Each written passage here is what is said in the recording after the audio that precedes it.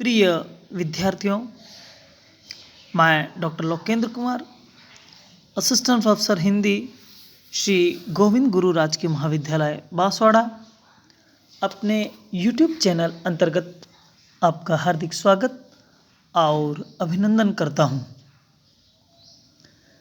प्रिय विद्यार्थियों, आज हम प्रसिद्ध कृष्ण भक्त कवि रसखान के विषय में जानकारी प्राप्त करेंगे और उनके सवैयों की सप्रसंग व्याख्या करने का प्रयास करेंगे। प्रिय विद्यार्थियों, रसखान कृष्ण भक्त के सर्वश्रेष्ठ कवियों में से एक हैं। जिस प्रकार सूर ने अपने संपूर्ण पदों में, अपनी संपूर्ण भक्ति में स्वयं को कृष्ण की भक्ति में लीन कर दिया था, उसी तरह रसखान ने भी अपना मन कृष्ण भक्ति में ही लगाया है। रसखान का जन्म वर्ष निश्चित नहीं है। ऐसा माना जाता है कि संवत 1640 से 1670 के लगभग उनका जन्म हुआ था। रसखान उनका उपनाम था। मूल नाम उनका सैयद इब्राहिम था। सैयद इब्राहिम कृष्ण भक्ति करते हुए रसखान बन गए। रसखान वल्लभ संप्रदाय में दीक्षित हो गए और गोस्वामी विट्ठलनाथ के शिष्य बन गए। गोस्वामी विट्ठलनाथ के सानिध्य में उन्होंने कृष्ण भक्ति के तत्वों को जाना और उनके बाल रूप को अपनी कविता और भक्ति का विषय बनाया। रसखान की प्रसिद्ध रचना प्रेम वाटिका है। इस रचना की विशेषता यह है कि इसमें राधा और कृष्ण को माली व मालिन के रूप में बताया गया है।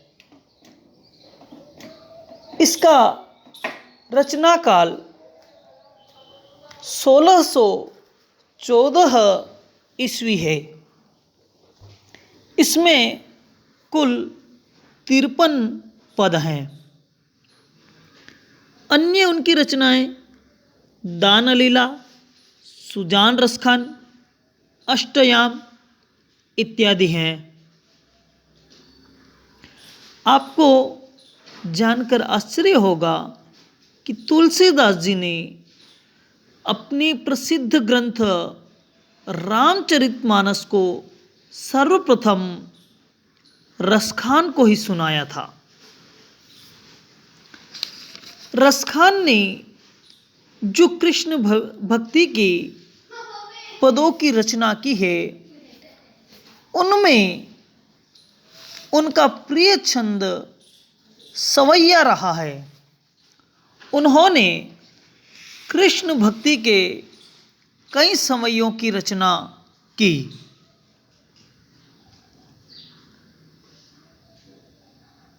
हम आज भक्ति काव्य सरिता अंतर्गत संकलित 2 सवैयों की सप्रसंग व्याख्या देखने का प्रयास करते हैं। पहला सवैया है प्राण वही जू रहे रिझिवा पर रूप वही जिहि वाही रिझायो। शीस वही जिहि वे पर से पग अंग वही जिहि वापर सायो। दूध वही जू दुहायो री वाही ने दही सुसही जू वही ढरकायो। और कहा लो कहो रस खानी री भाव वही जू वही मन भायो। यह बहुत सुंदर सवैया है और इस सवैये में रसखान ने अपने कृष्ण के प्रति एकनिष्ठ प्रेम की अभिव्यंजना की है। सर्वप्रथम हम संदर्भ लिखेंगे और संदर्भ में आप लिखेंगे कि प्रस्तुत सवैया हमारी पाठ्यपुस्तक भक्ति काव्य सरिता अंतर्गत संकलित है। इस सवैये के रचयिता प्रसिद्ध कृष्ण भक्त कवि रसखान है।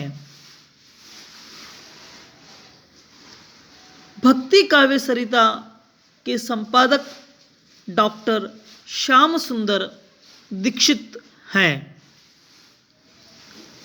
तत्पश्चात हम प्रसंग लिखेंगे। प्रस्तुत पद्यांश में वल्लभ संप्रदाय में दीक्षित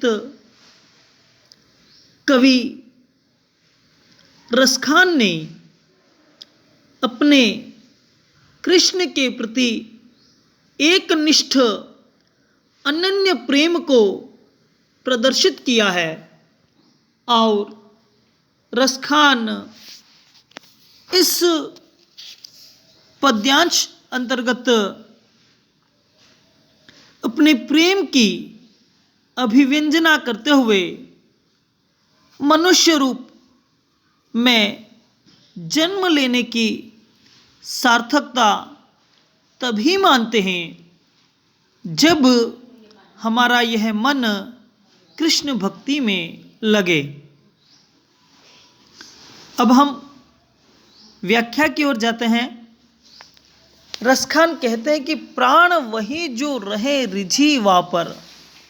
रसखान यहाँ पर अपने एक निष्ठ अनन्य प्रेम को अभिव्यंजित करते हुए प्राणों की सार्थकता सिद्ध करते हैं कि प्राण की सार्थकता तभी है जब जो रहे रिझी वापर। रिझे यानी आनंदित हो, प्रसन्न हो, वापर यानी उन पर किन पर? कृष्ण पर।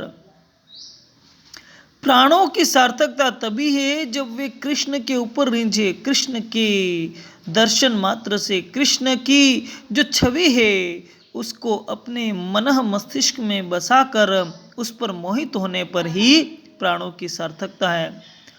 रूप वही जिहि वाही रिझायो। और रूप वही है जो कृष्ण पर रिझा ले, कृष्ण को देख करके प्रसन्न हो जाए। कृष्ण को प्रसन्न करने में ही रूप की सार्थकता है। शीश वही जिहि वे पर से पग। शीश वही है जो पर से यानी स्पर्श करे। शीश वही है जब भगवान श्री कृष्ण को स्पर्श करे, अर्थात हम मनुष्य रूप में भगवान श्री कृष्ण के चरणों को स्पर्श करें तभी हमारे शीश की सार्थकता है। अंग वही जिहि वा परसायो। और जब हम उनके चरणों में झुके और उन्होंने हमारा स्पर्श कर लिया तभी हमारे अंगों की सार्थकता है। अर्थात कहने का तात्पर्य यह है कि हमारा जन्म रूप तभी सार्थक है जब हमारा मन है वह कृष्ण भक्ति में लग जाए। हमारा तन मन सब कुछ हम कृष्ण के प्रति न्योछावर कर दें और कृष्ण के चरणों में हम गिर करके उनके चरणों का सानिध्य प्राप्त कर लें, तभी हमारे जीवन की सार्थकता है, तभी हमारे अंगों की सार्थकता है। दूध वही जो दुहायो री वाही ने दही सु जीव वही ढरकायो। दूध वही, भगवान श्री कृष्ण को हम सभी जानते हैं कि गायों से बहुत प्रेम था, लगाव था और वो गायों को नित्य चराते थे, तो दूध की सार्थकता तभी है जब उसको किसने दुहाया हो, भगवान श्री कृष्ण ने दुहाया हो। अर्थात हमारा भी कर्म ऐसे हो जिस प्रकार निश्चल भाव से, अनन्य प्रेम से भगवान श्री कृष्ण ने जिस प्रकार गायों को दुहाया, उसी प्रकार हम भी उन गायों को दुहाएं या उस दूध को प्राप्त करें। दही सु सही जू वही ढरकायो। और हम सभी जानते हैं कि भगवान श्री कृष्ण को माखन बहुत प्रिय था और वो अपनी नटखट लीलाओं से माखन को ढरका देते थे।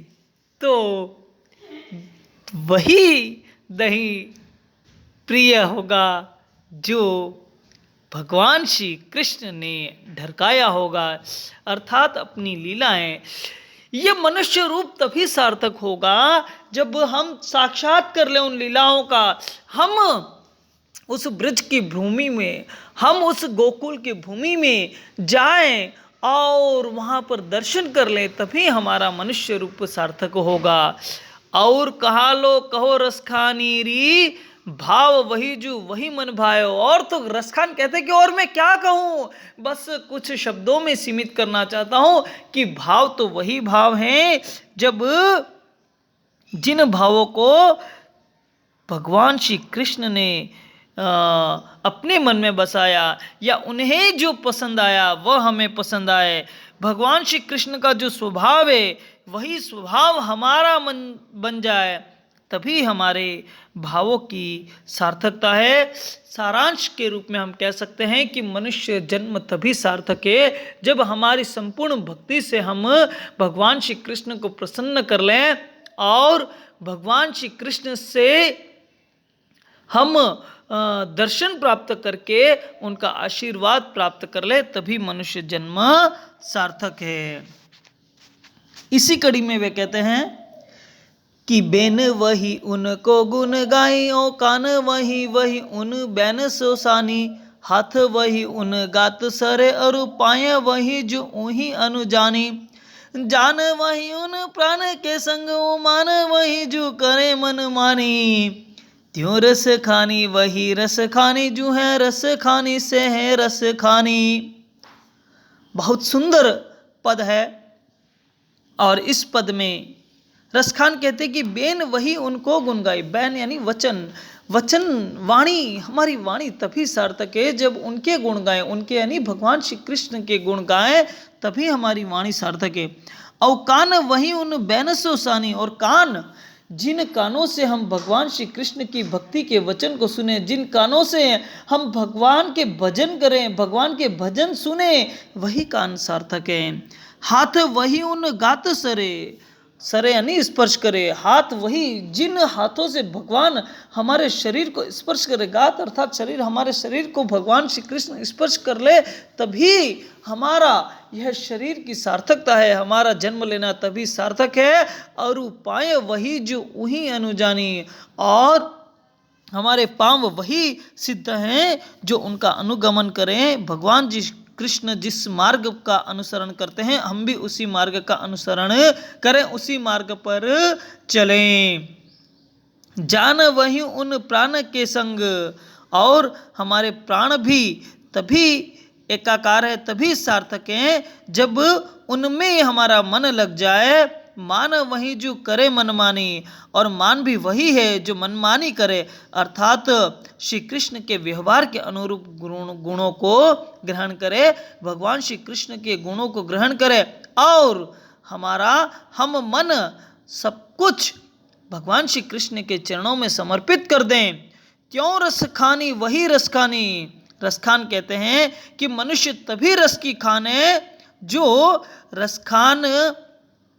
रस की खान बने, अर्थात श्री कृष्ण रसखान। तीसरे रसखान का मतलब है श्री कृष्ण के रस में डूब करके, और चौथे रसखान का मतलब है रस की खान बन जाए, अर्थात श्री कृष्ण को अपने आप में पूरी तरह से समर्पित कर ले, श्री कृष्ण भक्ति में अपने आप को समर्पित कर ले। सारांश रूप में हम कहें तो मनुष्य का जन्म तभी सार्थक है जब अपने आप को वह श्री कृष्ण की भक्ति में लगा दे और उसकी इतनी भक्ति हो और अनन्य प्रेम प्रदर्शित करे कि भगवान स्वयं उपस्थित होकर के अपने हाथों से उसे स्पर्श करे, अर्थात अपना आशीर्वाद प्रदान करे और अपना जन्म सार्थक सिद्ध करें। अंत में हम विशेष या टिप्पणी लिखेंगे, उसमें हम भाव पक्ष और कला पक्ष को प्रदर्शित करेंगे कि प्रस्तुत पद्यांश में कवि रसखान कृष्ण के प्रति अपने अनुरक्ति भाव को प्रदर्शित कर रहे हैं। दूसरी विशेषता हम लिखेंगे, प्रस्तुत पद्यांश में भगवान श्री कृष्ण के भक्ति में एकनिष्ठ प्रेम अभिव्यक्त हुआ है। फिर हम लिखेंगे, प्रस्तुत पद्यांश की भाषा ब्रज भाषा है, छंद सवैया छंद है और अनुप्रास की छटा सर्वत्र विद्यमान है। अंतिम रसखान शब्द की आवृत्ति 4 बार हुई है, प्रत्येक बार अर्थ भिन्न है, अर्थात यहाँ पर यमक अलंकार है। रस यहाँ पर हम भक्ति रस देखते हैं, भक्ति रस की व्यंजना है और संपूर्ण पद्यांश में प्रसाद गुण विद्यमान है। इस प्रकार हमारी यह सप्रसंग व्याख्या यहाँ पर पूर्ण हुई।